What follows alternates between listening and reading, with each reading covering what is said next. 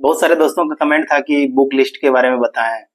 तो आज मैं बुक लिस्ट के बारे में कुछ चीज़ें दिखाऊंगा और बाकी मैं ये मान के चलता हूँ कि आप खास करके ग्रुप डी का जो तैयारी कर रहे हैं, आप मैथ, रीजनिंग और साइंस का किसी अच्छे अच्छे टीचर हैं यूट्यूब पर उसका क्लास किए होंगे, या नहीं तो आप ऑफलाइन क्लास किए होंगे। और पूरा तरह से कोर्स खत्म होना चाहिए, क्योंकि मैथ, रीजनिंग और साइंस ग्रुप डी में ऐसे सब्जेक्ट हैं जिससे कि लगभग 80% सवाल पूछे जाते हैं।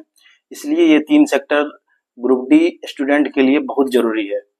तो सबसे पहले ये 3 सब्जेक्ट का जो सिलेबस है, और किसी अच्छे टीचर जो आप फॉलो करते हैं, सर का जो भी है क्लास आप लेकर के उसको पूरी तरह से ख़त्म करें, या नहीं किए हैं तो ख़त्म कर लें पूरी अच्छी तरह से।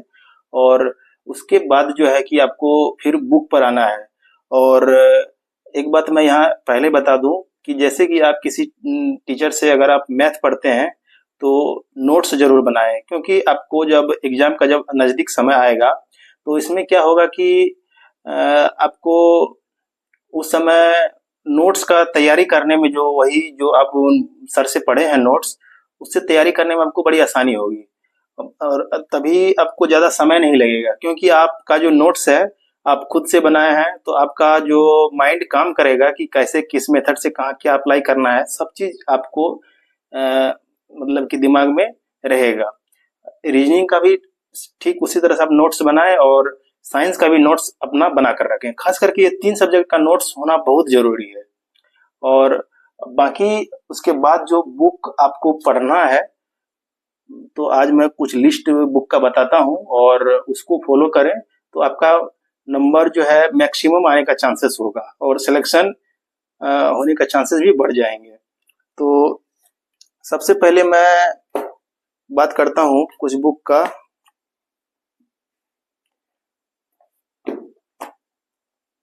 देखिए, सबसे पहले कि मैं ये बताता हूँ, ये है एसपीडी का करंट अफेयर्स। एसपीडी का करंट अफेयर्स अगर आप इस बुक को अच्छी तरह से पढ़ते रहेंगे, जैसे कि 2 महीना पे ये बुक अपडेट होता रहता है, तो आप अपडेट के साथ इस बुक को पढ़ते रहें। अगर तैयारी आप कर रहे हैं बहुत अच्छी तरह से, तो इस बुक को अच्छी तरह से पढ़ते रहें। और खास करके जो वन लाइनर वाले जो है, जो कि लास्ट में इसका वन लाइनर जो होता है, उसको आप जरूर पढ़ें। तो रिवीजन इसको बार बार करते रहें, आपको ऑटोमेटिक याद हो जाएगा, ज़्यादा इसमें दिमाग लगाने की जरूरत नहीं है। और इससे लगभग 7 से 8 मान के चलते हैं कि इससे 10 सवाल पूछे जाते हैं, ठीक है। फिर उसके बाद साइंस में 25 सवाल पूछे जाते हैं। तो इसके लिए आप क्या करें, एट फर्स्ट सबसे पहले क्या करें, ये जो आप 9th का देख रहे हैं, ये 9th का NCERT है। और इसी तरह से आप 10th का भी ले लें, मेरे पास 10th का नहीं है, तो इसी तरह से 10th का भी आता है, आप उसको भी ले लें। लगभग आपको 100 रुपए के अंदर ये बुक आ जाएगा। तो 9th का और 10th का एक 100 रुपए में आपका आएगा, आप इसको ले लें और इसको बार बार रिवीजन करें, क्योंकि NCERT से ही क्वेश्चन पूछा जाता है। आप प्रीवियस ईयर का जो भी क्वेश्चन देखेंगे और इसको अगर पढ़ेंगे, आपको समझ में आएगा कि ये बुक कितना जरूरी है। और इसके अलावा आप एक ये बुक रख सकते हैं, ये लुसेंट का सामान्य ज्ञान है। और इसमें इसलिए मैं कह रहा हूँ क्योंकि इसमें साइंस का पोर्शन दिया हुआ है, सबसे लास्ट में आपका फिजिक्स, केमिस्ट्री और बायो का दिया हुआ है। आप इसको पढ़ सकते हैं, क्योंकि देखिए ग्रुप डी में क्या है कि जीके का वेटेज कम है, तो आपको अगर समय मिलता है तो इसमें सब जीके का भी पोर्शन पढ़ सकते हैं। अगर आपको टाइम मिलता है, अगर आप रिवीजन करते हैं तो इसको पढ़ें। लेकिन आप ये ध्यान रखें कि ग्रुप डी का सिलेबस जीके को बहुत कम प्राथमिकता दी गई है। आपको मैथ, रीजनिंग और साइंस इस पे सबसे ज्यादा फोकस करना है, और इसके अलावा और करंट अफेयर्स पे थोड़ा ज्यादा ध्यान देना है। तो जीके वाला पोर्शन ग्रुप डी में कम आता है, इसलिए आप इस चीज का ध्यान रखें। ऐसा ना हो कि आप हिस्ट्री, भूगोल और ये सब चीज पढ़ने में चले गए, आपका समय बर्बाद हो गया। तो आप ऐसा ना करें, आप मैथ, रीजनिंग और साइंस इस चीज पे ज्यादा ध्यान दें। क्योंकि मैं इस बुक के लिए इसलिए मैं बोल रहा हूँ क्योंकि इसमें साइंस का भी पार्ट दिया हुआ है, उसको रिवीजन करें और बार बार रिवीजन करते रहें, तो आपको याद रहेगा चीजें। और एक है ये, अगर आप ये ले सकते हैं तब ले सकते हैं, यह है एसपीडी का वन लाइनर वाला जो भी है। इसमें बहुत सारा प्रीवियस ईयर का जो क्वेश्चन है, जो जितना भी रेलवे पूछा गया है, सब क्वेश्चन इसमें रहते हैं। तो इसको आप लेंगे तो इसको रिवीजन करते रहेंगे तो आपको बहुत पढ़ने में मजा आता है, प्लस में आपको आसानी भी होगा पढ़ने में। ये बुक इसलिए है। और अब बाकी बात करें तो और बुक तो मेरे पास यहाँ नहीं है, लेकिन मैं बता देता हूँ। जैसे कि आप मैथ का जो क्लास किए होंगे, आपका नोट्स तो होगा ही जो सर से किए हैं। और नोट्स में क्या करें कि नोट्स का तो आपका एक वो है ही, उसको रिवीजन बार बार करते रहें। और साथ ही एक प्रैक्टिस के लिए क्या करें कि प्लेटफॉर्म का आता है 2700 प्लस और 3200 प्लस। मैं स्क्रीन पे दिखा देता हूँ। 2700 प्लस और 3200 प्लस, इस बुक को आप क्या करें कि ले लें। 100 रुपए एक बुक का आता है, आप इसको लें और बार बार प्रैक्टिस करते रहें। पर डे कम से कम 25 से 30 सवाल बनाए, यानी एक सेट रोज बनाए। उसमें 25 से 30 सवाल एक सेट में दिया रहता है। तो और ये सभी क्वेश्चन जो है आपको प्रीवियस ईयर के रहेंगे। तो आप 25 से 30 क्वेश्चन जो बनाएंगे तो पर डे, तो आपको एक आइडिया लगता रहेगा कि कैसे बनाना है। टाइमिंग कम से कम 1 घंटे का टाइम फिक्स करके बनाएं।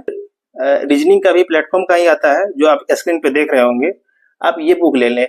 और रीजनिंग में ज़्यादा मेहनत करने की ज़रूरत भी नहीं है। अगर आप यूट्यूब पर या किसी सर से आप पढ़े हैं तो आपको उससे बाहर पूछा ही नहीं जाएगा और आपका आइडिया इसमें काम करता है।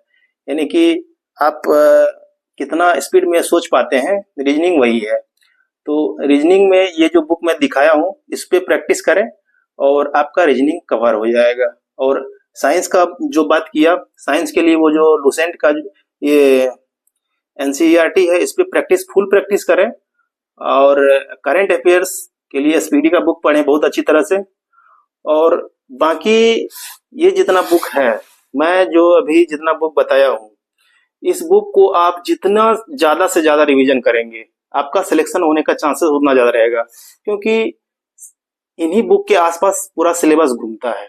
और इसीलिए मैं बोलता हूँ कि इसको ज्यादा बुक खरीदने की भी जरूरत नहीं है, क्योंकि ज्यादा बुक लिस्ट होने के बाद आपको कौन सा बुक पढ़ें, इसका भी सिलेक्शन करना बड़ी मुश्किल वाला काम होता है और सिलेबस से आप भटक जाएंगे। इसलिए आप सीमित बुक रखें, लेकिन उसको बार बार रिवीजन करें।